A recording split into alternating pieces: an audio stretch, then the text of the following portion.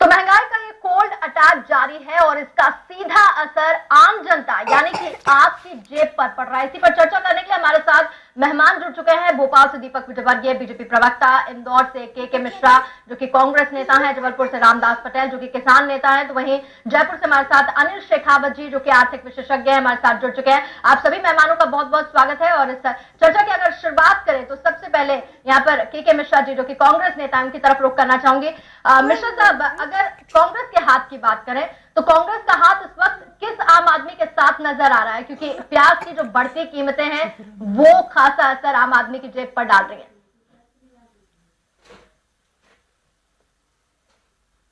आवाज आप तक पहुंच पा रही है मिश्रा साहब?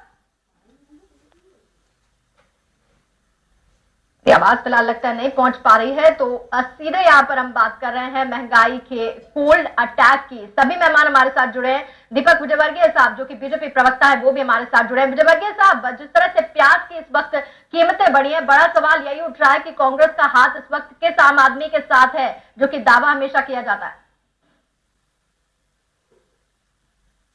देखिए, कांग्रेस आम आदमी के साथ होने का दावा करती है, लेकिन उसकी जो साठगांठ है या नेक्सस है वो हमेशा खास आदमियों के साथ होता है, जमाखोरों के साथ होता है या ऐसे लोगों के साथ होता है जो अवैध तरीके से पैसा जमा कर रहे हैं। मौजूदा जो स्थिति है प्याज की वो बेहद चिंतनीय है और मैं समझता हूं कि किसी भी कमोडिटी के कीमतों में 5-10% से ज्यादा जो बदलाव है वो आम आदमी किसी तरह से बर्दाश्त नहीं कर सकता। और प्याज की कीमतों में तिगुनी वृद्धि हो चुकी है, कई जगह चौगुनी वृद्धि हो चुकी है। इसको आम आदमी बिल्कुल बर्दाश्त नहीं कर सकता। और जैसे दुबे जी की रिपोर्ट में कहा गया है कि पनीर की तरह हो गई है प्याज और आम आदमी की बेसिक जरूरत है, उसके बिना उसका भोजन नहीं हो सकता।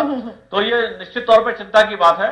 और कांग्रेस की जो सरकार है दिल्ली में, कांग्रेस के नेतृत्व वाली, वो इसके लिए पूरी तरह जिम्मेदार है। शरद पवार जी जैसा कृषि मंत्री है जो लगातार जो इस तरह की चीजें उनकी सट्टेबाजी को बढ़ावा देता है, जिनके ऊपर कई आरोप लगे हैं, तो निश्चित तौर पर मेरा ये मानना है कि सोनिया गांधी जी और मनमोहन सिंह जी इस महंगाई के लिए जिम्मेदार हैं। साहब, आपका ये कहना है कि जो कांग्रेस का हाथ है वो आम आदमी के साथ बिल्कुल भी नहीं है। इसी बीच आपको बता दें हमारे साथ इंदौर से हमारे संवाददाता घनश्याम पटेल जी भी हमारे साथ जुड़ चुके हैं, जो कि इन दोनों मुद्दों पर यानी कि जो महंगाई का कोल्ड अटैक है उस पर विस्तार से हमारे साथ चर्चा करेंगे। घनश्याम पटेल जी, आपका बहुत बहुत स्वागत है। आऊंगी आपके पास, लेकिन सबसे पहले यहाँ पर किसान नेता रामदास पटेल जी हमारे साथ जुड़े हैं, उनके पास रुख करना चाहूंगी। रामदास पटेल साहब, आखिर वजह क्या है? प्याज की जो कीमतें आसमान छू रही हैं, 30 से 35 रुपए किलो प्याज हो चुकी है, वजह क्या है इतनी बढ़ती महंगाई दर की?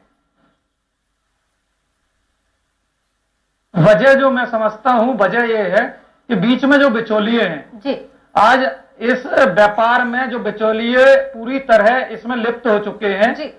ऊपर से प्याजें जो आ रही हैं एक दिन में रेट नहीं बढ़ सकती। कल हमारे जबलपुर में 15 रुपए 16 रुपए प्याज थी, ऑटोमेटिक 25 और 30 रुपए कैसे पहुंच सकती? इसका मतलब यह है कि बीच में जो बिचौलिए हैं जिन्होंने हजारों कुंटलों के तौर पे कहीं ना कहीं जमा कर रखी है, जो चाहिए कि प्रशासन को, इसमें नुकसान तो किसान का भी हो रहा है। आज किसान इसमें कहीं ना कहीं प्रेरित हो रहा है। किसान से खरीदी गई प्याज 2 रुपए किलो, आज वो किसान की प्याज शहर में हो या ग्रामीण में 30 रुपए 35 रुपए बेची जा रही। कहीं ना कहीं किसान और बीच में जो भोक्ता है वो पिस रहा है। आज आप उसी बात को देख लें कि लहसुन 2 रुपए किलो 5 रुपए किलो बिकने लगा।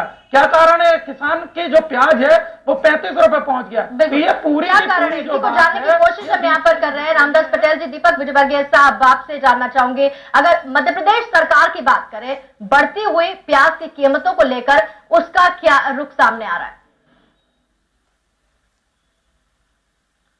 देखिए, प्याज की जो ज्यादातर उत्पादन है वो महाराष्ट्र में होता है और मैं समझता हूं कि प्याज की जो मौजूदा कीमतें बढ़ी हैं वो 2 वजह से बढ़ी हैं। एक तो इसका महाराष्ट्र में कहीं ना कहीं जमाखोरों ने रोका है और दूसरा, अगर थोड़ा उत्पादन कम हुआ है तो एक्सपोर्ट जो प्याज हो रही है लगातार, उसके ऊपर रोक लगाई जानी चाहिए थी। इसका मतलब है कि केंद्रीय कृषि मंत्रालय और केंद्र सरकार इस मामले में गंभीर नहीं है और आवक कम होने की स्थिति अगर कोई है तो फिर उनको एक्सपोर्ट पे जो रोक लगानी चाहिए थी उन्होंने क्यों नहीं लगाई? निश्चित तौर पे कहीं ना कहीं इसके अंदर कृषि मंत्री या कांग्रेस के लोग लाभान्वित हो रहे होंगे, अवैध फायदा उठा रहे होंगे, वरना जनहित के खिलाफ इस तरह की बात हो जाती है, जनता बिल्कुल सड़कों पे आने की स्थिति में आ जाती है और तब वो कोई कदम नहीं उठा पा रहे हैं। क्या स्थिति है? बिल्कुल, इसको लेकर कुछ प्रतिक्रिया रामदास पटेल जी देना चाह रहे हैं, उनसे उनकी प्रतिक्रिया लूं, लेकिन उससे पहले बता दूं कांग्रेस नेता के मिश्रा जी भी हमारे साथ इस वक्त जुड़ चुके हैं, उनसे प्रतिक्रिया लूंगी। रामदास पटेल जी, आप कुछ कहना चाह रहे थे? हाँ, मैं ये कहना चाह रहा हूं कि अगर जब कल 15 रुपए प्याज थी तो अचानक 20 रुपए, 35 रुपए, 30 रुपए कैसे हो सकती है? ये कहीं ना कहीं बीच में जो बिचौलिए हैं उनकी ये मिली भगत के चलते और प्रशासन की मिली भगत के चलते ये खेल खेला जा रहा है। और जहां तक बात आती है कि या दिल्ली से या किसी सत्ता दल के द्वारा प्याज के रेट बढ़ाए जा रहे हैं, तो मैं नहीं समझता कि एक दिन में किसी तरह से ये चीजें हो सकती हैं। और ये पूरी जो पूरी स्थिति वास्तुति स्थिति बनती है वो हमारे जिले के प्रशासन की, मध्य प्रदेश के प्रशासन की, कि वहां पर किस स्थिति में ये प्याज के रेट चल रहे हैं। हमारे साथ के मिश्रा जी कांग्रेस नेता जुड़ चुके हैं, उनसे बातचीत कर लेते हैं। मिश्रा साहब, शिवराज सरकार की बात करें, शिवराज सिंह चौहान कहते हैं कि अगर प्याज के दाम बढ़ेंगे तो किसानों को इससे फायदा मिलेगा, कितना इत्तेफाक रखते हैं इससे? देखिए, मैं जो शिवराज सिंह चौहान जी की कमेंट्स के पहले जो पटेल साहब कह रहे थे उनकी बातों से इत्तेफाक रखता हूँ कि उत्तर प्रदेश में सरकार भले किसानों की हितैषी कथित तौर पर कही जाती हो, मुख्यमंत्री जी स्वयं कथित तौर पर भले अपने आप को किसान का बेटा कहते हो, मगर जितना भारतीय जनता पार्टी के साम्राज्य में बिचौलिए और मुनाफाखोर लाभ ले रहे हैं किसानों की फसलों का या जनता की आम कमाई का, उतना शायद देश में किसी भी प्रदेश में बिचौलिए लाभ नहीं ले रहे हैं। और मैं आपकी बात से इत्तेफाक रखता हूँ। बिल्कुल, चलिए, इनसे आप इत्तेफाक रखते हैं मिश्रा साहब। लेकिन जो शिवराज सिंह चौहान के बात कर रहे हैं हम, उन्होंने साफ तौर पर यह कहा है कि किसानों को फायदा मिलेगा अगर प्याज के दाम बढ़ेंगे, इससे कितना इत्तेफाक रखते हैं? किसी कीमत पर किसानों को लाभ नहीं मिलेगा, किसानों का शोषण ही होगा। फायदा होगा जो भारतीय जनता पार्टी की गोद में जो पत्ते हैं बिचौलिए, दलाल और मुनाफा, उन्हें फायदा होगा। चलिए, दीपक विजयवर्गीय साहब से इसको लेकर प्रतिक्रिया ले लेते हैं। विजयवर्गीय साहब, जैसा कि के मिश्रा जी कह रहे हैं कि जो बिचौलिए पनप रहे हैं बीजेपी सरकार के बीच में, उनको फायदा मिलेगा, कितना इत्तेफाक रखते हैं? और साथ ही शिवराज सिंह चौहान ने भी कहा है कि किसानों को फायदा मिलेगा अगर प्याज के दाम बढ़ेंगे तो। देखिए पूर्णिमा जी, के मिश्रा जी कांग्रेस के नेता हैं, इसलिए वो इस तरह की आधारहीन बातें कर सकते हैं, उनसे इससे अलावा कोई उम्मीद भी नहीं की जाती। आधारहीन बातें अगर के मिश्रा जी कर रहे हैं तो जो शिवराज सिंह चौहान ने कहा है उसका आधार क्या है?